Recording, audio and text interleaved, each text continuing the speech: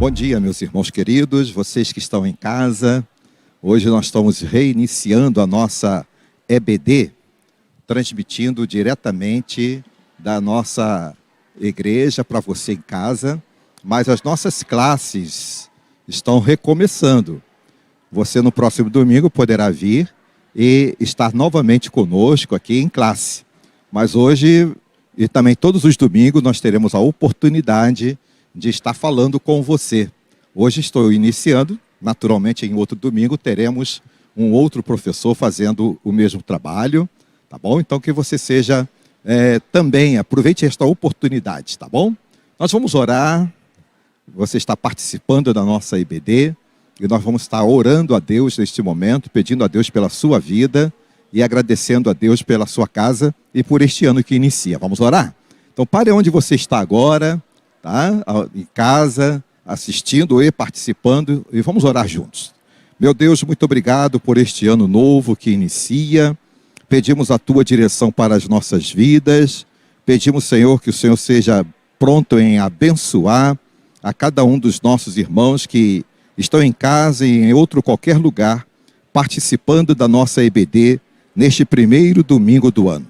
Obrigado pelos irmãos que vieram, que estão em classes, mas que para a glória do teu nome, Senhor, este ano novo seja de edificação para todos nós. Obrigado por estas lições que vamos estudar. Em nome de Jesus, amém. Nós estamos iniciando, portanto, irmãos, a lição de número 1. Este trimestre, as lições serão baseadas exatamente na vida dos nossos irmãos do passado. Vamos iniciar as nossas lições baseados no estudo de Êxodo. Êxodo é o tema desse trimestre e nós, sem dúvida, vamos ser tremendamente abençoados durante o estudo desse trimestre, baseado nos escritos, não é, do Senhor, através de Moisés, no livro do Êxodo. E o capítulo de número 3, eu vou ler o capítulo de número 3, e você abra sua Bíblia e acompanhe a leitura. Diz assim, que Deus fala com Moisés, né?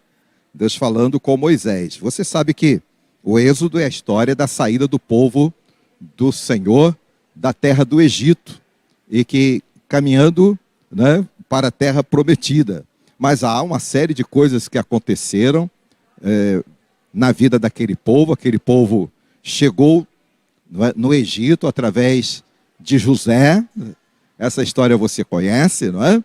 Chegou através de José. Passou o tempo que José estava, José veio a falecer, outros faraós assumiram o lugar de José, e faraós que não conheciam José, não é?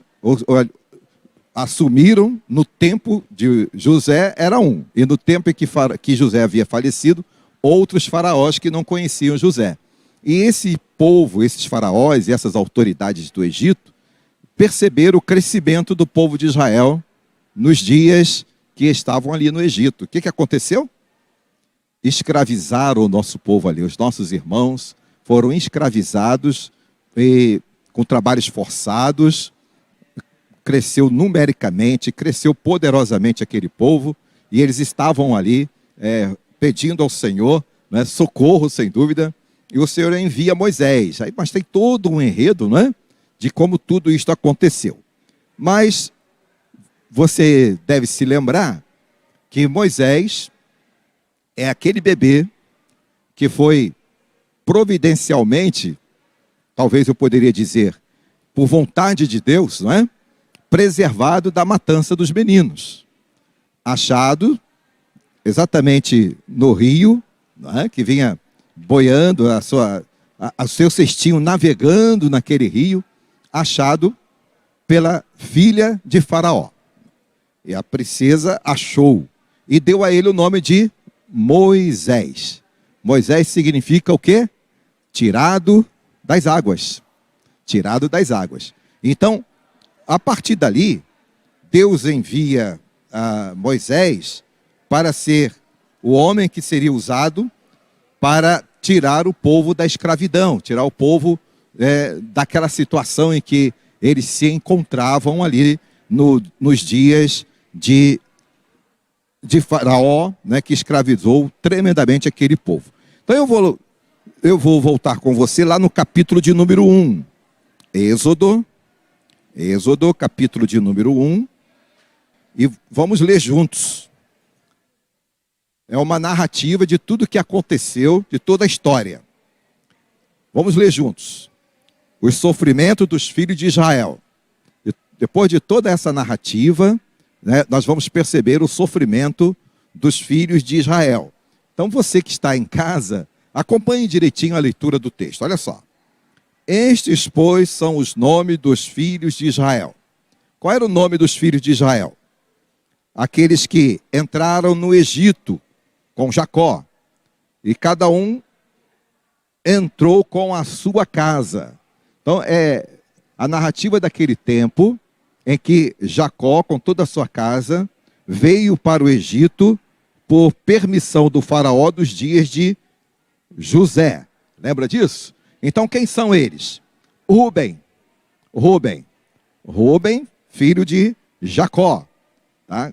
Com Simeão, Levi e Judá, Issacar, Zebulon, todos filhos de Jacó, e Benjamim, Dan e Naphtali, não é? Dan e Naphtali, Gade e Asser, não é? Todas as almas, pois, que procederam dos lombos de Jacó. Então, esses eram os filhos de Jacó. Proceder do lombo de Jacó significa dizer filhos de Jacó. Há alguns termos, né, que estão baseados aqui e que eles são claros para nós em nos mostrar que, na realidade, isso significa, proceder dos lombos significa serem filhos de Jacó. Bom, olha o verso 6. Verso 6. Quem faleceu? Faleceu José. José faleceu. E todos os seus irmãos. E faleceu também toda a casa Jacó. Todos os filhos de Jacó vieram, né? Aliás, todas as descendências de José. Todos os seus irmãos e toda a sua geração. Então vieram novos. Não é? E os filhos de Israel frutificaram, ou seja, aumentaram grandemente nos dias lá no Egito. Aumentaram grandemente, se multiplicaram grandemente. E foram o quê? Fortalecidos. E isto assustou. Exatamente por causa disso, o povo ficou assustado. Ficaram assustados grandemente. O povo quem? O povo, os egípcios, os faraós e os egípcios. Ficaram assustados grandemente, tá? De maneira que a terra se encheu deles, ou seja, se multiplicou os filhos de Jacó na terra do Egito. Aí veio a opressão, a partir do verso 8. Né? O que aconteceu?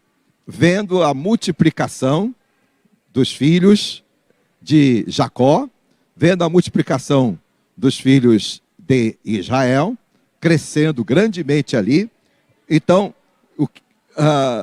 o que se passou na cabeça do faraó? Esse povo vai dominar a gente aqui. Depois nós não vamos ter nem como guerrear, né? Nem como vencê-los, porque eles vão crescer. Até porque eles entendiam, preste atenção nisto, eles entendiam que o Deus de Jacó, o Deus de Abraão e o Deus de Israel, né? De Jacó e de Isaac, estava com aquele povo. Eles entendiam isso.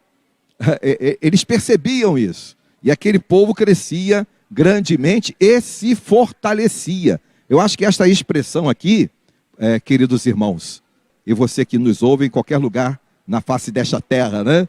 E está podendo acessar ou está presentemente conosco aí, da sua casa, do seu lugar onde está, ou quem sabe ter a oportunidade de ouvir e perceber isto posteriormente. Nós estamos falando de um povo que crescia grandemente. Então, o que aconteceu? O que ocorreu? Levantou-se uma grande opressão. Uma grande opressão. Está a partir do verso 8. Como eu disse, Faraós, percebendo o crescimento, intentou oprimir o povo de Deus ali no Egito. Então, olha o verso 8. Verso 8, então. e levantou-se um novo rei sobre o Egito. Esse novo rei é aquele que não conhecia a José nem a sua descendência. Então levantou-se um novo rei sobre o Egito, que não conhecera a José, o qual disse ao seu povo: eis que o povo dos filhos de Israel é muito. Ou seja, é grande, é imenso. Se o povo dos filhos de Israel é muito grande e imenso, nós precisamos fazer alguma coisa. Você pode imaginar o que se passou na cabeça daqueles faraós ali, não é? Precisamos fazer alguma coisa. Então, o que eles pensaram em fazer? E mais poderoso do que nós, eia, usemos de sabedoria para com eles. Ou seja, vamos usar de esperteza. Na linguagem nossa hoje é como se dissesse assim: vamos armar para cima daquele povo lá, né? Vamos usar alguma esperteza para com eles, para que eles não se multipliquem, porque se eles vão crescer, daqui a pouco a gente vai sucumbir, para que não aconteça que, vindo guerra, eles também se juntem com os nossos inimigos. Olha a cabeça deles: se juntem com os nossos inimigos contra nós. Então, poderão surgir e se levantarem contra nós, e subam da terra, e então puseram sobre eles o quê? Maiorais, ou seja, chefes. Para quê? Para os afligirem com as suas cargas, porque edificaram a Faraó cidades, armazéns, Pitom e Ramassés. Mas quanto mais os afligiam, olha que coisa interessante aqui. Olha aí o verso 12. Quanto mais eles eram afligidos, o que ocorria? O que acontecia? Olha, irmãos, que coisa interessante. Olha como Deus não abandona o seu povo. Quanto mais eles eram afligidos, quanto mais eles eram maltratados, quanto mais eles eram subjugados, o que diz o verso 12? Mais se multiplicavam. Eles cresciam grandemente, mais se multiplicavam, mais cresciam, mais se desenvolviam. Então eles cresciam de maneira que se enfadavam por causa dos filhos de Israel. Eles ficavam como que incomodados, não é? Com o povo de Israel, com os filhos de Israel. Eles ficavam como que assim: como pode isso? Esse povo afligido, esse povo maltratado, e ainda crescer, e ainda desenvolver. Como é que pode isso? Mas no fundo, eles sabiam que o Deus de Israel estava com aquele povo. O Deus de Jacó estava com aquele povo. O Deus de Isaac. Então, de maneira que, quanto mais enfadados, quanto mais maltratados, se multiplicavam. De maneira que se enfadavam por causa dos filhos de Israel. E os egípcios faziam servir os filhos de Israel com dureza. E assim que lhes fizeram amargar a vida com dura servidão. Olha só. Olha o quanto eles realmente afligiam aquele povo, com dura servidão. Amassando barro, fazendo tijolos, não é? Fazendo tijolos, amassando barro. Fazendo com que trabalhassem duramente no campo. E com todo o seu serviço, isso está exatamente aí no versículo 14. Os obrigavam a fazer com dureza. Ou seja, eles sofriam chicotadas, né? Eles sofriam amarguras e eram tremendamente pisoteados. Pensaram eles: bom, vamos afligir esse povo, vamos maltratar esse povo, eles vão se sentir derrotados e vai acabar com tudo isso. Acabou, não vai ter mais esse povo aqui entre nós.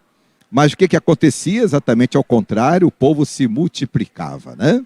O povo crescia e se multiplicava. Se o povo crescia e se multiplicava, o que nós podemos perceber aqui é que eles pensaram assim: vamos ter que buscar uma outra maneira de fazer isso. que outra forma de fazer isso a gente vai encontrar? Aí eles acharam, veio como se, uma boa ideia. Uma boa ideia. Ou seja, o rei do Egito, o faraó, trouxe uma ideia para as parteiras que atendiam as mulheres de Israel. Qual foi a ideia? Nós vamos matar os meninos, nós vamos interromper o crescimento do povo de Israel, matando os meninos. Nós vamos dizer para as parteiras que eles deveriam interromper a vida dos meninos e deixar apenas as meninas. Espertinhos eles, não? Vão deixar apenas as meninas, que as meninas iam se tornar o quê? Mulheres de harém, mulheres servas, mulheres, né? E os meninos seriam mortos. Olha que coisa, né? Mas olha o que aconteceu. Deus novamente com o povo. A partir do verso 15. E o rei do Egito falou às parteiras das hebreias, da quais os nomes de uma era Sifra e da outra Puá. Eram talvez as duas melhores parteiras, né? Talvez tivessem outras, mas citam essas duas aqui. E disse: quando ajudares a dar à luz às hebreias, e as virdes sobre os assentos, e se for filho, matai-o, mas se for filha, então deixa viver. Mate os meninos e deixa viver as meninas. Foi a ordem de Faraó às parteiras. Mas olha o que aconteceu. As parteiras, exatamente aquelas senhoras que estão lá em cima, Sifra e Puá, né? É o nome delas duas, temeram a Deus. Elas conheciam o Deus de Israel. Elas conheciam o Deus do povo de Israel. E o texto diz que elas temeram a Deus. Elas ficaram como que temerosas diante de tudo que poderia acontecer com a vida delas se elas realmente atendessem o apelo de Faraó. Elas temeram a Deus e não fizeram como o rei do Egito lhes mandara fazer. Lhes dissera: antes, conservar os meninos com vida. Ao invés de fazer exatamente como o Faraó tinha ordenado, elas conservavam os meninos com vida. Olha o verso 18 então. Então o rei do Egito chamou as parteiras e... como é isso? Como isso pôde acontecer? E disse-lhes: por que fizestes isto, deixando os meninos com vida? Naturalmente, ele se assustou diante daquela situação, né? Os meninos estão vivos? E como é que vocês fizeram isto? E as parteiras, então, apresentaram ali uma explicação. Mas, na realidade, foi algo que Deus se utilizou da palavra delas para que pudesse fazer prevalecer exatamente o crescimento do seu povo. E as parteiras disseram a Faraó: é que as mulheres hebreias não são como as egípcias. Bom, eu posso imaginar que elas estavam fundamentadas em algo que elas conheciam, não é? As mulheres hebreias eram mulheres fortes, mulheres dadas ao trabalho. As egípcias talvez fossem aquelas mulheres, não é? Que precisassem ser, de alguma forma, cuidadas e ocupavam posições sociais importantes. Já as mulheres não, as hebreias não eram assim. Então, elas disseram: as hebreias não são como as egípcias, porque são vivas, são fortes, e já têm dado à luz antes que a parteira venha a elas. Eu imagino que esta fala aqui das parteiras, não é? Deus talvez providenciasse que isto assim acontecesse. Agora, portanto, Deus fez bem às parteiras e o povo aumentou e se fortaleceu muito. Cada vez mais aquele povo se fortaleceu. E o verso 22. Aconteceu que, como as parteiras temeram a Deus, estabeleceu-lhes casas. Então ordenou o Faraó a todo o povo, dizendo: a todos os filhos que nascerem, lançareis no rio, mas todas as filhas guardareis com vida. Então, percebe aqui o versículo de número 22, o versículo de número, esses dois últimos aqui, não é? Que é o verso 21 e 22, principalmente o verso 22, Faraó agora ordena a matança de todos os meninos. E seria um trabalho exatamente do seu exército para fazer isto. Aí vem o capítulo 2, que é a narrativa do nascimento de Moisés, que se torna o libertador, que é exatamente a lição de número 2, que será no próximo domingo. A lição de número 1 é essa narrativa, né, da chegada do povo de Israel ao Egito, e depois o crescimento do povo, a morte de José, e o crescimento do povo, e a ordem para matar, né? Para matar os meninos e deixar as meninas viverem. E a lição então coloca diante de nós essa narrativa e traz-nos o momento em que Moisés recebe a sua missão. Moisés, já homem feito, na casa de Faraó, ele passa por aquela experiência do encontro com um egípcio, um soldado egípcio, né? Maltratando um dos seus irmãos, e ele então repreende aquele soldado egípcio e até o mata e o esconde. E depois então, o que ocorre é que este é descoberto por outros dois, porque quando ele foi repreender os dois amigos, irmãos egípcios, aliás, hebreus, que brigavam, ele percebe que fora descoberto o acontecimento, e Faraó então manda matar Moisés. E Moisés então vai para Mediã. E quando ele está em Mediã, no deserto de Mediã, vem o seu chamado. Então, a primeira lição trata de José até Moisés.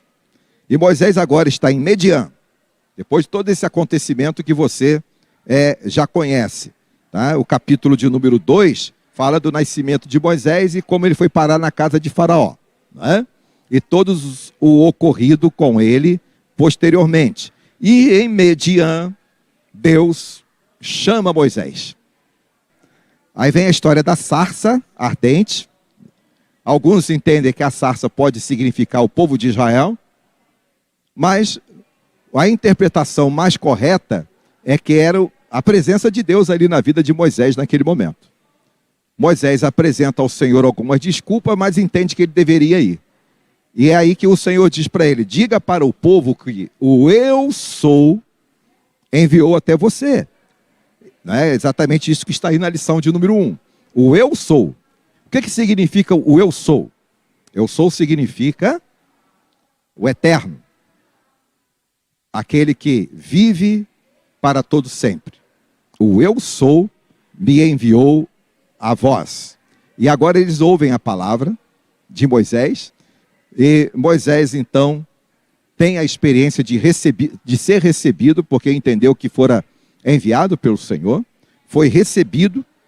E agora, recebido, começa toda aquela peregrinação de Moisés, que vai ser relatado a partir do capítulo 2, da lição 2, de que por 10 vezes ele vai a Faraó, para que pudesse voltar, sair da casa do Egito, o povo dele, o povo de Deus, e Faraó não permite. Mas aqui em Mediã, ele tem uma experiência.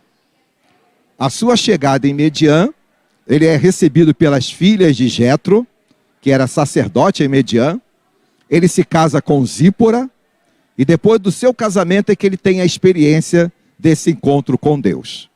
E o sacerdote Jetro, né, de Mediã, compreendendo que era Deus que falara com Moisés, orienta que Moisés vá e obedeça o que Deus está falando com você, rapaz. E Moisés entendeu e foi. Então, quero deixar com você, então, essa palavra de fortalecimento na sua vida cristã da seguinte forma: em qualquer circunstância, Deus está ao lado do seu povo. Nós passamos aí por 2 anos, né, de circunstância que vamos estar, com certeza, nesse 2022, tendo uma experiência nova, mas entendendo que Deus está no controle de todas as coisas. Então, que Deus abençoe a sua vida, Deus abençoe o seu lar, a sua casa, e que realmente você possa se sentir encorajado, né, a continuar estudando a palavra de Deus. Deus abençoe, vou orar e encerrar a lição de hoje, e no próximo domingo nós teremos um outro professor aqui, transmitindo a lição para você também. Deus, muito obrigado, Senhor, por este momento, obrigado pela vida dos nossos irmãos, onde quer que eles estejam agora, sejam abençoados. Obrigado, ó Deus, pelo retorno das nossas classes, mas também pela possibilidade de continuar falando com os nossos irmãos em suas casas e onde eles estiverem. Abençoa-nos, abençoa cada professor e cada aluno, abençoa a nossa igreja, oramos em o nome de Jesus. Amém. Obrigado, querido, Deus o abençoe e até próximo domingo.